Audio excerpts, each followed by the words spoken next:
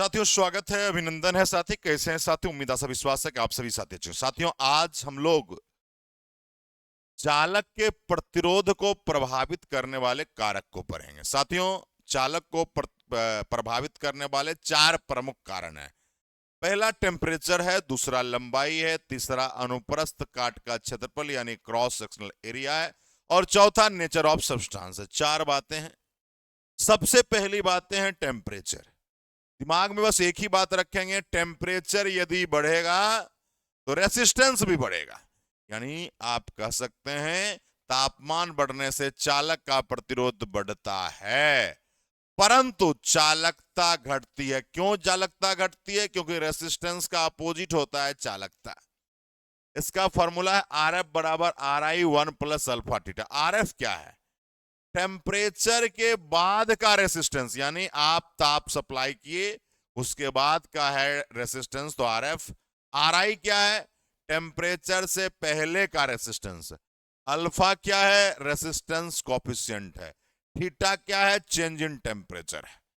Clear है हमारी बातें? तो हमारी बातें ऐसे एक ही चीजें हुई कि अगर टेम्परेचर बढ़ाओगे रेसिस्टेंस बढ़ेगा। दूसरा लंबाई, किसी चालक का प्रतिरोध लंबाई का समानुपाती, यानी लंबाई यदि बढ़ाओगे, लंबाई यदि बढ़ाओगे तो रेसिस्टेंस भी बढ़ेगा, लंबाई घटाओगे तो रेसिस्टेंस भी घटेगा। तीसरा बात अनुप्रस्थ काट क्षेत्रफल, क्रॉस सेक्शनल एरिया। किसी चालक का प्रतिरोध अनुप्रस्थ काट क्षेत्रफल का व्युत्क्रमानुपाती होता है। यानी अगर एरिया को बढ़ाओगे तो रेसिस्टेंस घट जाएगा। क्यों? क्योंकि व्युत्क्रमानुपाती मतलब उल्टा होता है। अगर एरिया को घटाओगे तो रेसिस्टेंस बढ़ जाएगा। अब क्या हुआ यहां के बाद? नेचर जब पढ़ने को आए हम लोग, ठीक है, अलग अलग पदार्थ से बने चालक का प्रतिरोध अलग अलग होता है। बहुत अच्छी बात है।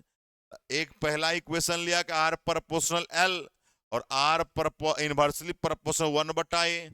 अब दोनों को कंबाइंड करेंगे तो एक कोफिशिएंट हटाने के लिए रो आ गया।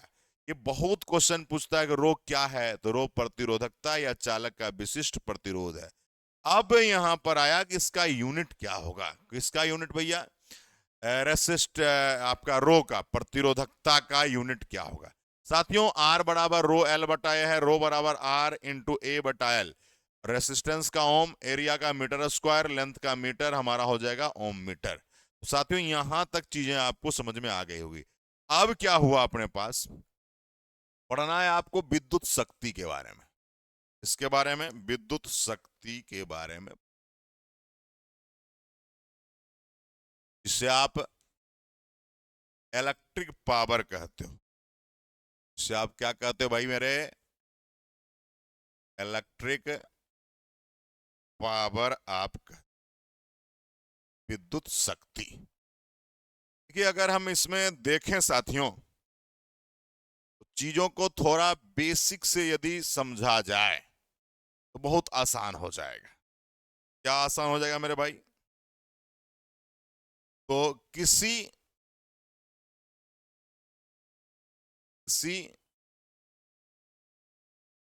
विद्युत उपकरण द्वारा, किसी विद्युत उपकरण द्वारा एकांक समय में, एकांक समय में खर्च की गई, खर्च की गई विद्युत ऊर्जा, उसकी शक्ति कहलाती है।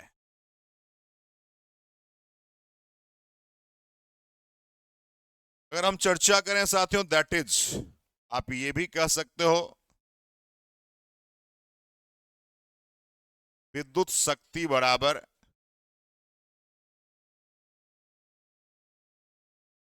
विद्युत शक्ति बराबर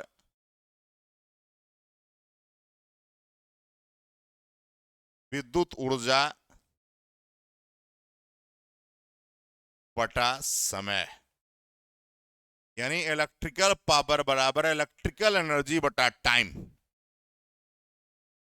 ये बात आप कह सकते हैं। अब यहां से अगर देखा जाए, यानी इलेक्ट्रिक पावर बराबर इलेक्ट्रिक एनर्जी बटा टाइम टेक। अब यहां से इसका फॉर्मूला रिवोल्यूट करेंगे। अगर हम लोग देखा जाए किसी भी उपकरण की बात है, कहेंगे यदि कोई विद्युत उपकरण, यानी कोई भी विद्युत उपकरण है जिसका रेसिस्टेंस R है, जिसका प्रतिरोध R है, यानी रेसिस्टेंस को क्या मान लिए, सिंबॉलिक रूप से R मान लिए, तथा V वोल्टेज के कारण विद्युत धारा I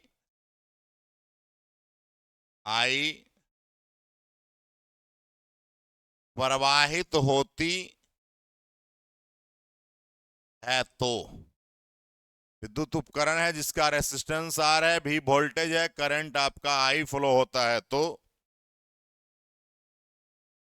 उस उपकरण की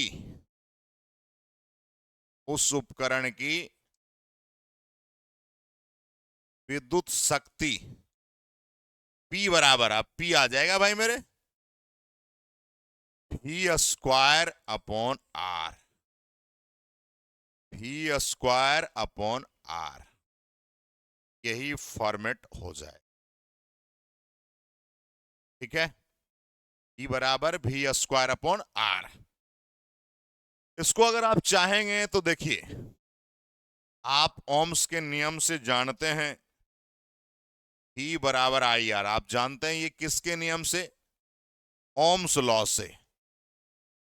आप इसकी मदद यहां ले सकते हैं, क्या लिखेंगे, P बराबर I स्क्वायर R स्क्वायर बटा R, एक R कट गया, यानी I स्क्वायर R। P बराबर, ये भी एक फॉर्मूला बन गया, P बराबर क्या बन गया, I स्क्वायर R। ठीक है, उसके बाद और भी आगे बढ़ सकते हैं। क्या बढ़ सकते हैं, थोड़ा देखिएगा, इसको फिर से फॉर्मेशन थोड़ा करते हैं।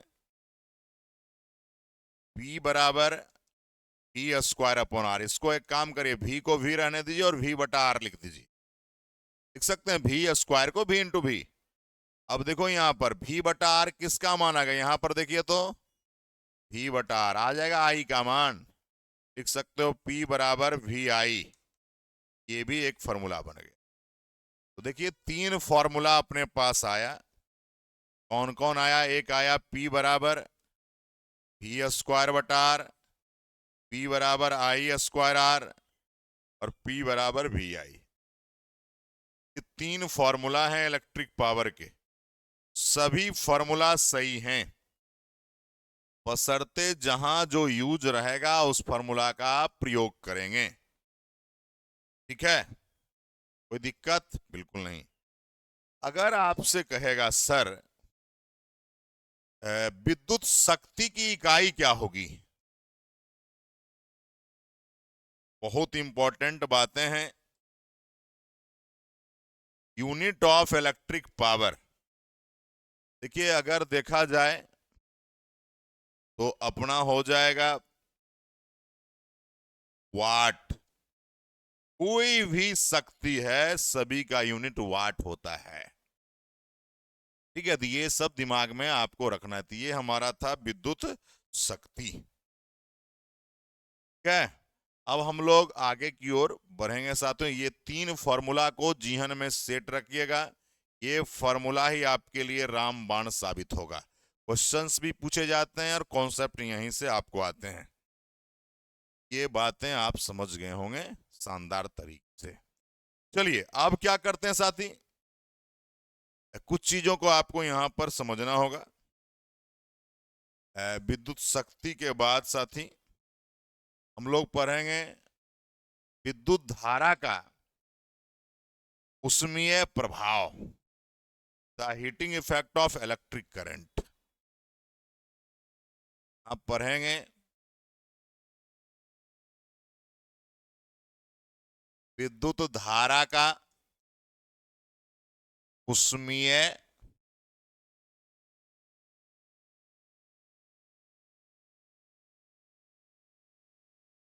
प्रभाव, the heating effect of electric current, heating effect of electric current पढ़ना है कि क्या होता है। देखिए ये इसके बारे में, ये जो घटना है हीटिंग इफेक्ट, इसका खोज न्यूटन साहब ने किया था। किसने किया था? न्यूटन साहब ने किया था। और सॉरी न्यूटन कह रहे हैं, हीट है तो जूल, जूल साहब ने किया था। काहे कि हीट की बात है तो जूल साहब ने किया था। इसमें होता क्या है सुनने की जरूरत है। जब किसी,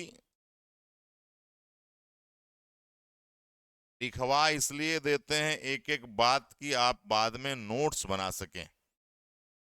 जब किसी चालक से विद्युत धारा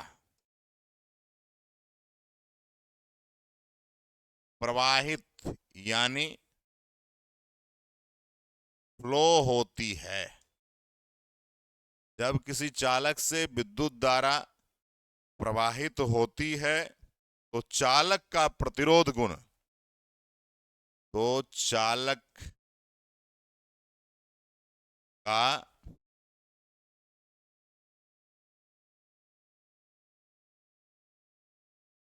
रेसिस्टेंस का जो प्रॉपर्टीज है, प्रतिरोध का जो गुण है, प्रतिरोध गुण के कारण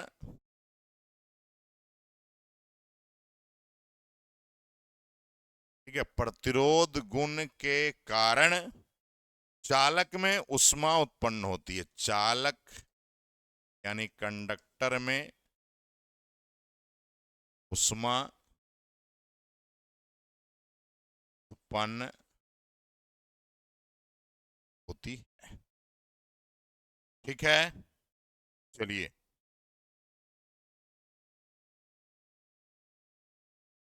चालक में ऊष्मा उत्पन्न इलेक्ट्रॉन के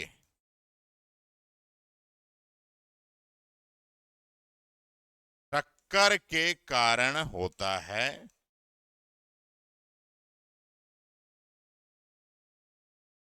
टक्कर के कारण होता।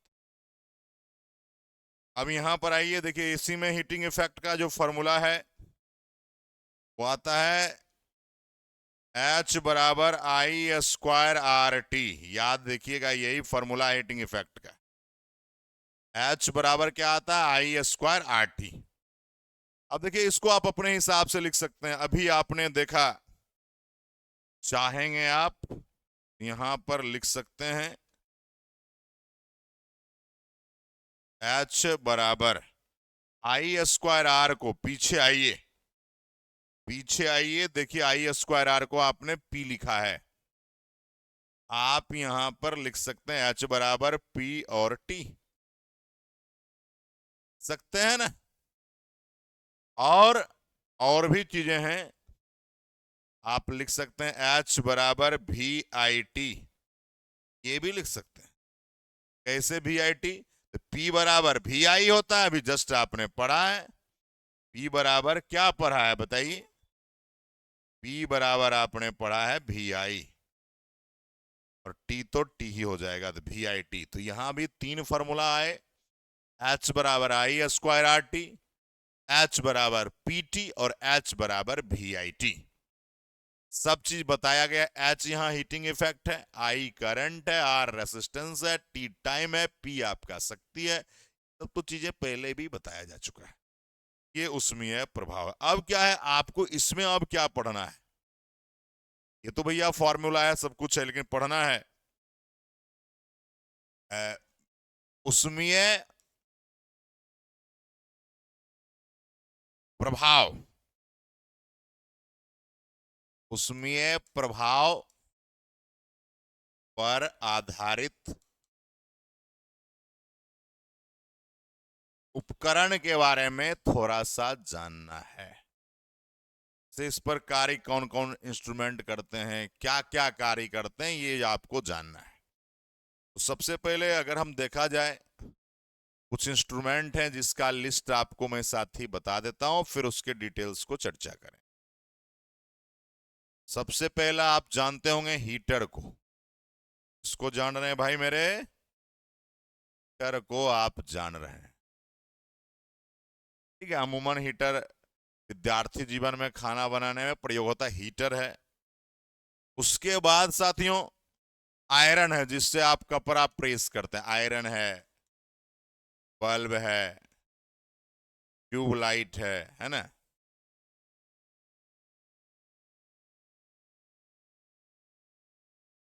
ये सब इंस्ट्रूमेंट हीटिंग इफेक्ट के हैं, जिसके बारे में आपको जानना है।